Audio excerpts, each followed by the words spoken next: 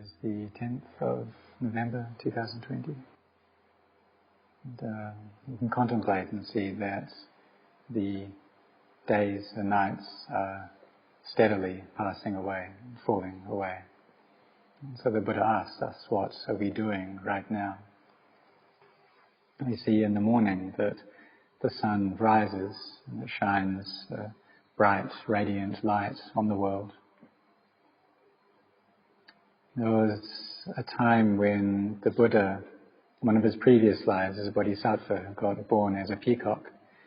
When the sun would rise, he would praise the virtues, the goodness of all of the Buddhas, every that had come before, and would determine the goodness of that to keep him safe throughout the day.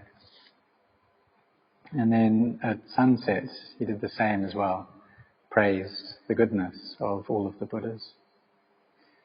This shows that even though he was born as a peacock in that life, he was able to recollect the goodness of the Buddhas. So it shows that he trained his mind very well by that point. He had this element of knowing, the element of awakening had already developed in his heart. And so he could recollect the Buddhas. So for us, when we practice, we do so to train to contemplate and see all things in line with their truth, that they are conventions. And since birth, we may have thought about it or may not. They do teach it at school that in truth the sun doesn't actually rise or set. It's just that the world spins on its axis. But even though we understand that, we still haven't seen the Dhamma. When we do gain a very deep, profound understanding, then we'll see the truth of this matter. Understand that if the sun didn't rise, then there would just be darkness. Life would be very difficult on this planet because the whole world depends upon the energy and the heat that the sun provides us. If there wasn't that heat, there was just cold, then everything that has life would find it very difficult to survive. So if we see things in line with the Dhamma, then we'll understand that it's really that the world just spins on its axis. It's not that the sun rises. As it spins, it provides the different times of day to various countries. And then at sunset, really the sun doesn't set. That's just how we speak in terms of convention. But it's more that the world itself spins.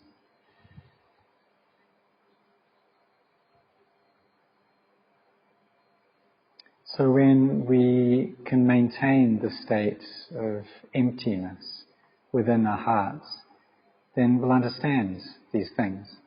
Whatever we see, we'll see it as being conventions. That the heart will always be imbued with wisdom. Whatever feelings arise, whatever sensations are apparent, our wisdom will tell us that these things aren't real, they're just conventions. So at the beginning, we gain some understanding of this, and as we practice, it becomes clearer. When Luang Por Anan went to England, he said he wasn't excited about all of the material development that he saw there. He said that the Buddha was always with him throughout his travels, in that he saw all the things around him as being conventions. And that was in the year 1977. It was 43 years ago now. So he had this very clear knowledge, this bright wisdom, that allowed him to perceive the conventional nature of everything.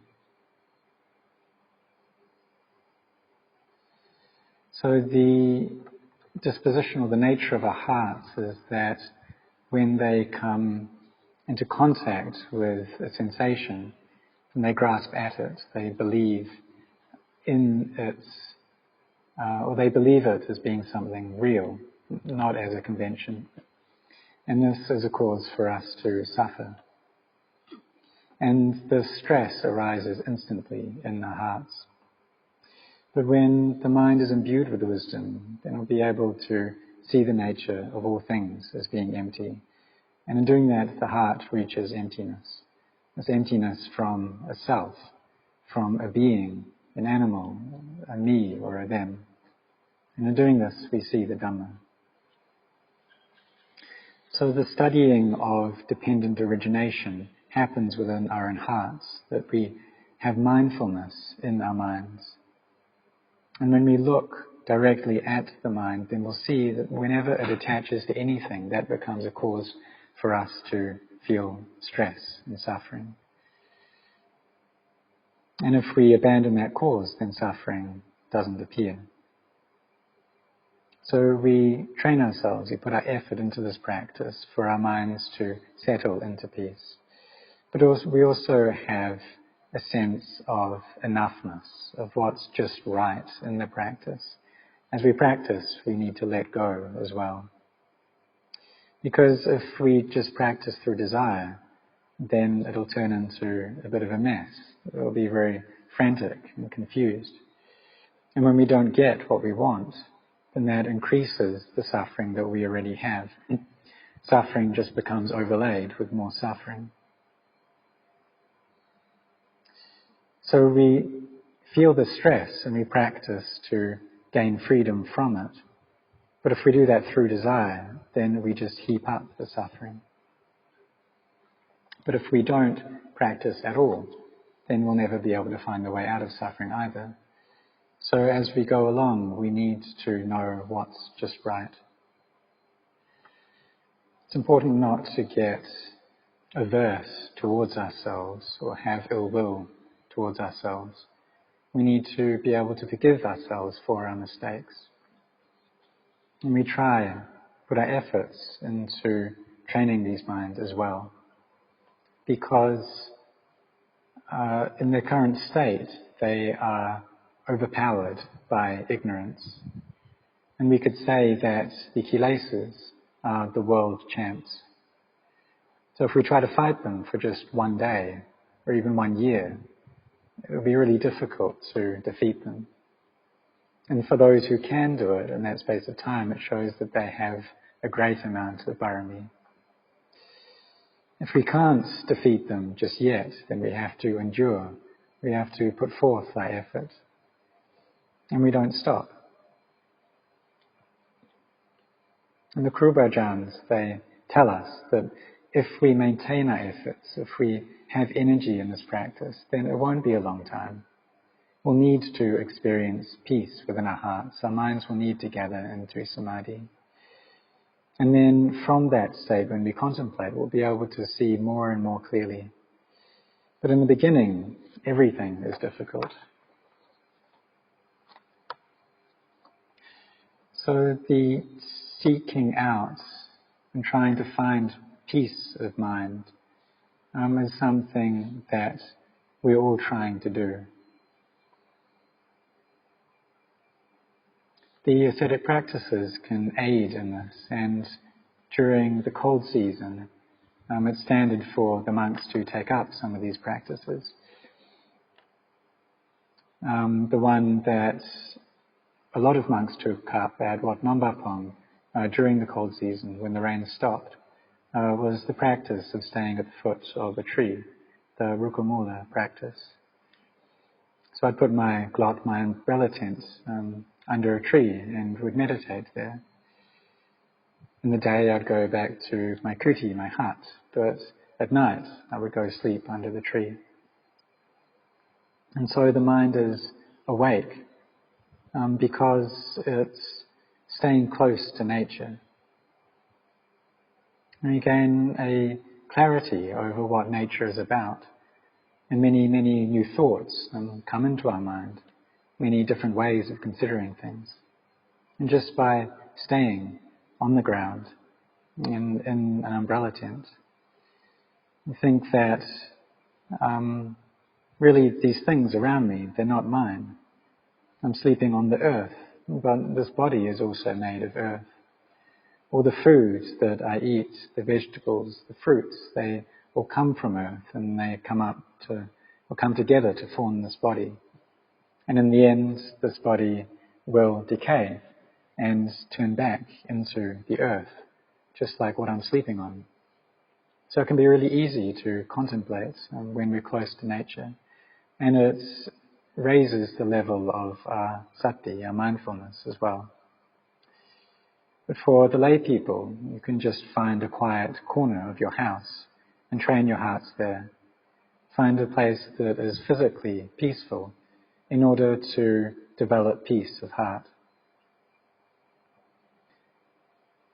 We need also to keep an object, a meditation object with us.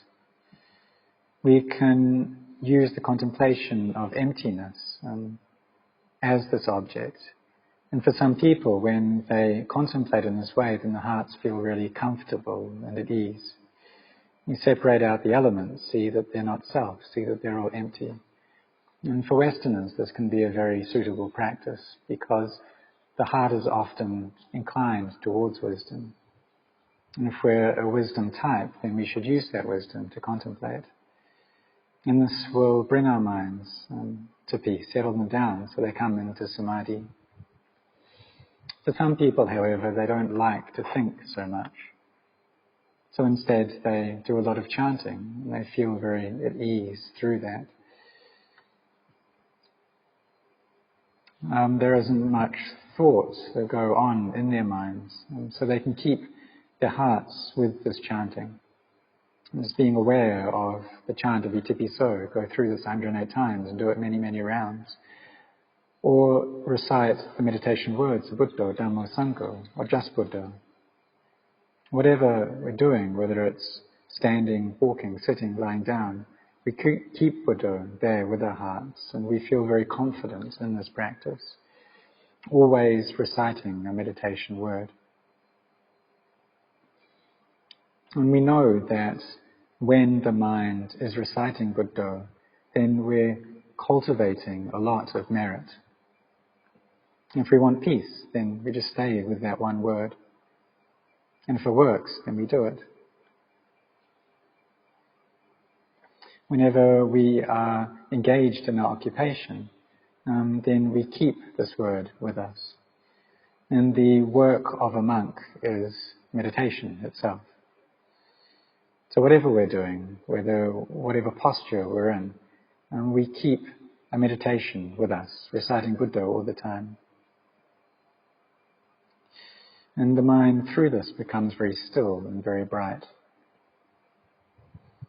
And then when there's peace, then we can use that to contemplate.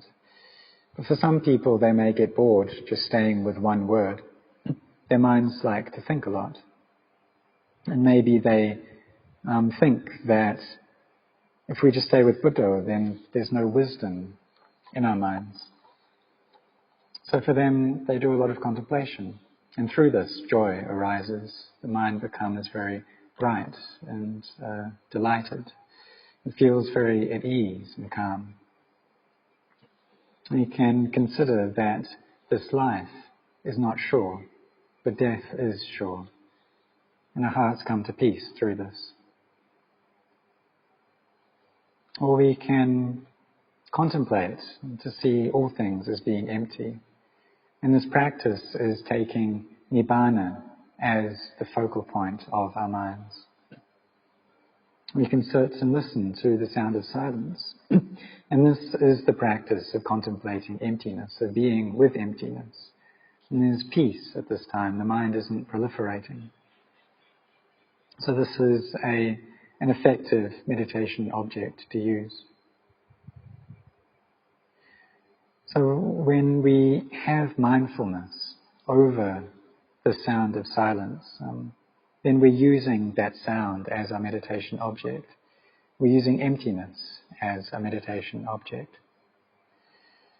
The mind becomes very still and calm, settled through this, and then it gains wisdom. The wisdom that allows us to know and to see the truth. So when samadhi comes together and becomes firm, then wisdom arises and we understand the truth through this. We see all sankharas, conditioned phenomena, arise and cease, arise and cease. And we perceive them as being very fearsome. Just like someone who's trapped in a house that's on fire. They'll desperately try to find a way out of that house. So when we see all sankharas as decaying, as deteriorating, we'll feel like we just can't stay there. We need to find a path out. We see the danger of these things. So what we then need to do is to perceive all of it as being conventions. So when we meditate or when we listen to the Dhamma, then we can come to this understanding. So we listen to the Dhamma and our minds are really focused on what we're hearing. And through that we may be able to attain to the Dhamma. And that's possible. Many people have done it. Some people, however, don't much like to listen to teachings like this. So instead they should contemplate a lot about the things that they chant. And then understanding that they have will grow gradually, little by little, more and more clear. So the contemplation of Dhamma gives rise to wisdom. And what practice we use, what method we use, it depends on what we've done in the past and on our temperament as well. Some people like to read the suttas, and then when the hearts are in a calm state, then they can bring up what they've read. And they'll begin to see the Dhamma clearly. The wisdom can arise through this. So wisdom can come from chanting the Dhamma, or from listening to the Dhamma, or even from giving a Dhamma talk. And the heart feels a profound sense of appreciation and inspiration in these teachings of truth. And the mind can really gather together when it's listening to them. So there's great benefit that comes from hearing Dhamma talks. It can become the cause for wisdom to arise. And so we should practice, we should train our minds to see everything as being empty. So just as Luang Por Anan taught that some people are rice farmers and some people tend to fruit orchards. And many different people have different occupations. But the purpose of all of them is to gain wealth so that they can live and live at ease. And it depends on what we are skilled at. So all of these methods, they all come together in the path of sila, samadhi, panya, of virtue, samadhi and wisdom. So we don't need to doubt about them. We just walk. Some people like to contemplate. So they use that contemplation. They think that those who develop a lot of samadhi, they don't have much wisdom. But some people, their minds can settle into peace quite easily and gather together. And they see people who are walking the path of wisdom and see that they're just thinking, that their minds are unsettled. But when we realize the Dhamma, then we'll understand that that realization depended upon peace and on contemplation as well. So we contemplate steadily, gradually, and when our minds gather together, then we will see into the truth. Some people don't like to contemplate a lot, so they should use the meditation word, the Buddha, a lot. Their minds can come into stillness through this. And then when they get around to contemplating, it won't be a long time for them to understand the truth. So all of us need a goal in the practice. We need something that we're heading towards. And especially for monks, we take our end point, our goal, as the highest possible, which is Nibbana, seeing the Dhamma. But at the same time, we also need to develop or build up parami as well. So we help out with the work of the monastery, and we do this in order to sacrifice. At the same time, we have our intention to be training our minds so that we can attain to the goal that we've set, so that we can see conventions in line with their truth. We're determined to do that, maybe in this lifetime, maybe within this year, because we know that these things, they're not above what we're capable of. They're not outside of what we can attain through our efforts. So all of us should set our hearts on this, to really try to train ourselves, because what we have right now in this life is an extremely good opportunity. So whatever we do, whether we're practicing or whether at work, we keep our awareness with us, contemplating into the Dhamma all the time. There was one disciple of the Buddha who before was an acrobat, but when he became a disciple of the Buddha, then he attained to the Dhamma. Before this, however, he didn't have much wisdom. He was born into a very wealthy family, but he took a liking to the daughter of an actor, so he decided to run away with her. But because he had never done any work before, then he couldn't really help out with very much. And then they had a child, and he needed to look after this child as well. And so his wife went to act, and this was her profession. But there was one time that the husband went to the bathroom, and he heard his wife talk about him behind his back, saying that he's only as good as someone who guards wagons. He was really affected by this. It went right to his heart. That even though the child was born into a lot of wealth, he had someone like this looking down on him and disparaging him. So this brought up his energy. Even though he was lazy before, he became very enthusiastic. And so he started to train himself in acting. And eventually he became a very famous actor and acrobat. He was very skilled in somersaults.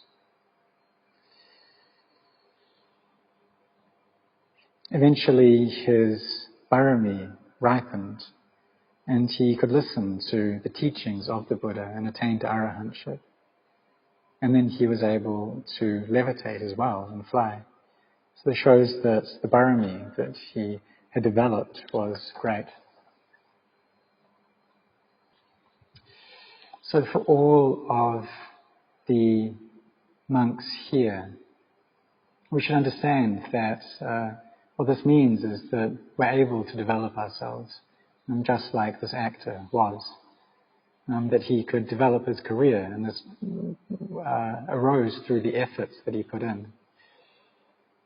Also understand that we're able to come and ordain shows we've got a lot of parami to us.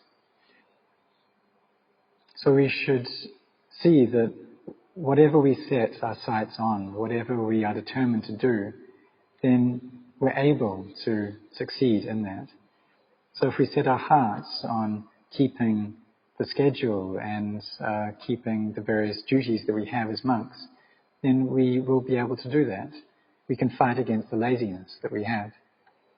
If we want peace, then through our efforts we'll be able to gain peace. Whatever we set our sights on, we'll be able to do. If we want to stay with Buddha, Dhamma or Sangha throughout the day, or we're trying to contemplate into inconstancy, seeing this life as something that's decaying, so it brings up heedfulness in our hearts, then we'll be able to do that. So we need to have a hope in our practice. We need to have sincerity, and through this, then we can gain peace and wisdom. So we should have a goal. And also, we should realize that this is a very fortunate opportunity that we have right now, because the Kruba Ajahn, this great teacher, is still here. If there's any difficulties that come up in the practice, any obstacles, something we get stuck on, then we're able to ask and find a way through that. And this is actually really important, because when the teacher passes away, all that'll be left is the books. And then we may doubt whether it's actually true or not. But if we have a lot of faith in that teacher, then through reading their teachings, we can also attain to the Dhamma. So may all of you, whether monks or lay people, be sincere in this practice. And may all of you find peace and realize the Dhamma.